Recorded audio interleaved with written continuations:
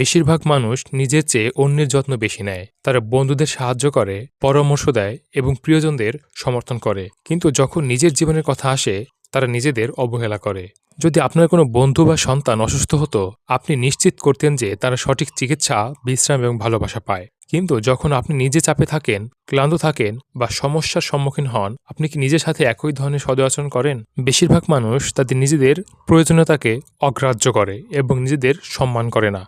এ কারণেই তারা খারাপ অভ্যাস, বিষাক্ত সম্পর্ক এবং আত্মসন্দেহের মধ্যে আটকে যায়। কল্পনা করুন, আপনার একজন ঘনিষ্ঠ বন্ধু খুব সমস্যার মধ্যে দিয়ে যাচ্ছে। আপনি তাকে বলতেন, হাল ছেড়ো না, তুমি এটা করতে পারবে, আমি তোমার পাশে আছি। কিন্তু যখন আপনি নিজে একই সমস্যার সম্মুখীন হন, তখন আপনি নিজেকে বলতে শুরু করেন, আমি খুব খারাপ, আমি কিছুই করতে পারি না, আমার জীবনটা শেষ। আসলে এটি ভুল। এই নিয়মটা আপনাকে শেখায় নিজের প্রতি দয়ালু হতে। নিজেকে এমনভাবে দেখুন যেন আপনি নিজেই আপনার অভিভাবক বা মেন্টর।